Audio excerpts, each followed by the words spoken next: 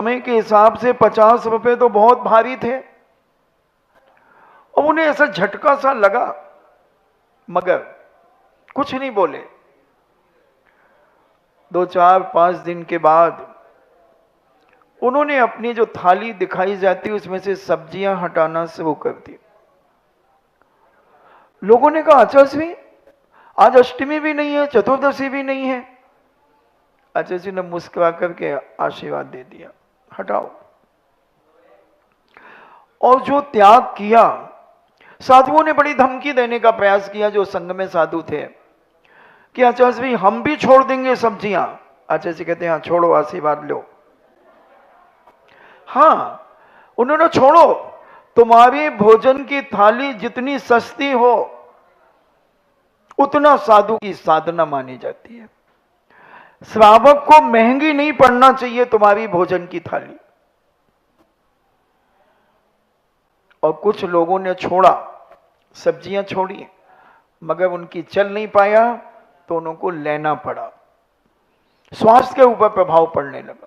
मीठा त्याग कर दिया, नमक त्याग कर दिया, मेवा त्याग कर दिए, जूस त्याग कर दिया, ड्राई फ्रूट त्याग कर दिए। क्या है ये सब? और हम कितना खाते हैं, फिर भी हम बीमार रहते हैं। हमारे फैमिली डॉक्टर चलते हैं और आचार्य श्री 350 साधु संतों को निर्देश, आदेश, उपदेश, सारी समाज को सब कुछ देने के बाद भी पूर्ण स्वस्थता का अनुभव करते हैं। जब एक अंतरंग से हम किसी चीज का त्याग करते हैं, वो हमारे जीवन में एक बहुत बड़ी कार्यकारी होती है। और 4 लोगों के दबाव से जब हम त्याग करते हैं, वो कोई कार्यकारी नहीं होता। इसलिए त्याग करना अंतरंग के परिणामों की निर्मलता का कारण है। जितनी निर्मलता और विशुद्ध भावों से हम जिस चीज का त्याग करेंगे, वो हमारे जीवन में साथी से पुण्य का बंध कराएगी। और एक विल पावर मजबूत करता है हमारे अंतरंग का त्याग, दिखावे से नहीं। और जितना हम अंतरंग से त्याग करेंगे वही हमारे जीवन में पुण्य बंध का कारण भी होता है। तो ऐसे अनेक अनेक प्रकार के पूज्य शांति सागर जी महाराज भी रसों का त्याग करते थे। तेल का, घी का, नमक का, मीठे का, फल का, कितना उन्होंने त्याग किया। अब क्या लेते होंगे? दाल रोटी खाओ और प्रभु के गुण गाओ। और हमें एक ना एक दिन ये करना चाहिए। इसीलिए रसियों की व्यवस्था हुई कि रविवार को नमक नहीं खाना, सोमवार को हरी नहीं खाना, मंगलवार को मीठा नहीं खाना, बुधवार को घी नहीं खाना, और गुरुवार को दूध नहीं पीना, खाना नहीं पीना, और शुक्रवार को दही नहीं खाना, और शनिवार को तेल नहीं खाना। तो ये व्यवस्था क्यों बनाई? कि आप भी कम से कम ये अपनी चटुकारता से रसना इंद्रिय की लोलुपता को हम कम कर सकें। और जितना हम ये रस धीरे धीरे त्याग करते हुए अपने जीवन को आगे बढ़ाएंगे तो हमें अंत में समाधि के समय परेशानियां नहीं होंगी। तो ये त्याग, रस परित्याग की जो बात कही, तो पूज्य मुनिराज रसों का त्याग करते। आपने देखा, आप बहुत सारे भोजन बनाते हैं। जब आप शुद्ध भोजन करते हैं, किसी अतिथि को बुलाने की जब आप तैयारियां करते हैं, तो बहुत थाल के थाल बनाते हैं। मगर साधु की उंगली देखना कैसे चलती है, ये हटाओ, ये हटाओ, ये हटाओ, ये हटाओ, ये हटाओ। तो तुम कुछ घबरा से जाते हैं। कई परिवारों में तो मुझे 2-2, 3-3, 4-4 थाल यूं करना पड़ते हैं। जैसे ही वो थाल आता है, एक नजर देखा यूं, महाराज जी पूरा, दूसरा दिखाया पूरा, हाँ, तीसरा पूरा, हाँ। फिर महाराज लोगे क्या? और तो लाओ, और तो लाओ। फिर उसमें से हाँ ये हटा लो, ये हटा लो, ये ठीक है। क्यों? मैं आपसे पूछना चाहता हूं, ये मेरे पुण्य के उदय से तुमने हमें चार चार पांच पांच थाल दिखाए हैं। मैं सब खा सकता हूं, कोई रोक टोक नहीं होगा। बस सब कुछ ले लेंगे तो आपको खुशी होगी या दुख? और चार लोगों से कहोगे मजा आ गया, आज महाराज जी को जो दिया सब ले लिया, बहुत मेहनत से बनाया था। और साधु कहता है ये मेरे पुण्य की कमाई से मुझे मिला है। मैं आपसे पूछना चाहता हूं कि जो व्यक्ति जितना कमाता है वो प्रतिदिन उतना खर्च कर देता है? बताओ। बचा के रखते हो। क्यों रखते हो? वक्त मौके पर। लोकोदय तीर्थ क्षेत्र के लिए बचा करके रखा था, 50 साल से जोड़ करके रखा था, और आज मौके पे नहले पे दहला मार दिया। अगर बचा करके नहीं रखते तो कैसे मारते?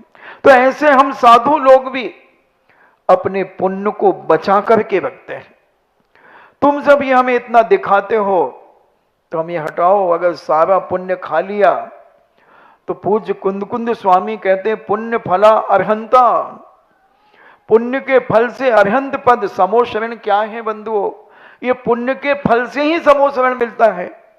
तीर्थंकर प्रकृति पुण्य प्रकृति है, पुण्य प्रकृति है। और ये फल कब? इसलिए त्याग। सब कुछ मिले सब कुछ मत भोग लो, जो मिल जाए वो खा लो, नहीं, त्याग करो।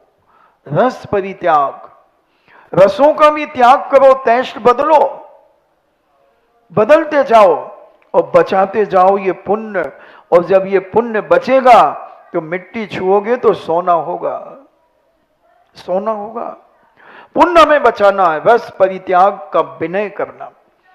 ये मत समझना अगर कोई त्यागी व्यक्ति किसी रसों का त्याग करता है तो ये मत समझो कि वह क्यों कर रहा है, उसको शाबाशी दो, धन्य। हम भी ऐसे अपने जीवन में त्याग की भावना बनाएं, हमारे अंदर के परिणामों में भाव आए कि हम भी कोई ना कोई किसी ना किसी दिन त्याग करें। रसों का त्याग। और कुछ नहीं है, 4 अंगुल की जिह्वा की ही चटुकारता है। उतरी घाटी अब हुई माटी। जो इस जिह्वा के नीचे गया उसके बाद सब माटी हो जाता है। मैं तो कई बार कह देता हूं कि काजू कतली खाने वाला, अच्छे से अच्छा भोजन करने वाला और एक सूखी रूखी रोटी खाने वाला, दोनों के मल को टेस्ट करा लो, क्या फर्क होगा? दोनों का मल एक है। बस ये 4 अंगुल की जिह्वा का ही अहंकार है, इसी को तो कंट्रोल करना है। और जिसने 4 अंगुल की जिह्वा को अपने वश में कर लिया वही व्यक्ति राजा हो जाता है। जो जैसा तैसा मिला। जैन दर्शन में पूज्य मूलाचार्य ग्रंथराज के अंदर कहा कि ये गड्ढा है, ये पेट, इसको गड्ढे को भरना है बस, बलट्ठम ना, बल प्राप्त करने के लिए नहीं, तेजस्म ना, तेज कांति लाने के लिए नहीं, कोई पहलवानी नहीं करना है, कोई चमकदार नहीं बनना है, बैया व्यक्ति के लिए, संयम के लिए। इसलिए भोजन देना पड़ता है। सच्चा साधु जब भोजन के लिए उठता है तो उसके अंदर एक वेदना सी होती है कि मैं 23.5 घंटे यूं करता हूं और आधा घंटे ये करता हूं। क्या है ये? मिले माए। ठीक है, एक स्टैंडर्ड का भिखारी है, 23.5 घंटे तुम्हें आशीर्वाद दे रहा है, 23.5 घंटे साधु का हाथ ऊंचा है और आधा पौन घंटे तुम्हारा हाथ ऊपर है, साधु का नीचे है। साधु की अंजलि कहां होती? नीचे, और तुम्हारा हाथ ऊपर होता है। बहुत वेदना होती है बंधुओं, बहुत वेदना होती है। ऐसा कभी कभी आंखें छलछला आती हैं महीने 2 महीने में कि मैं कैसा आदमी हूं। परिवार छोड़ दिया, माता पिता छोड़ दिए, व्यापार छोड़ दिया, सब कुछ छोड़ दिया, मगर इस पेट के लिए जाना पड़ता है एक श्रावक के घर। कभी कभी मुनिवर को श्रावक से काम पड़े, संयम साधन हेतु श्रावक के द्वार खड़े। सोचना जरा, इतना बड़ा महापद पंच परमेष्टि की कोटि में आने वाला एक पूज्य मुनिराज का पद, एक उपाध्याय परमेश्वरी का पद, एक आचार्य परमेश्वरी का पद, वो भी श्रावक के द्वार चला जाता है, द्वार चला जाता है। वेदना होती है बंधुओं, कितना बड़ा पद पाने के बाद भी एक श्रावक के घर जाना पड़ रहा है।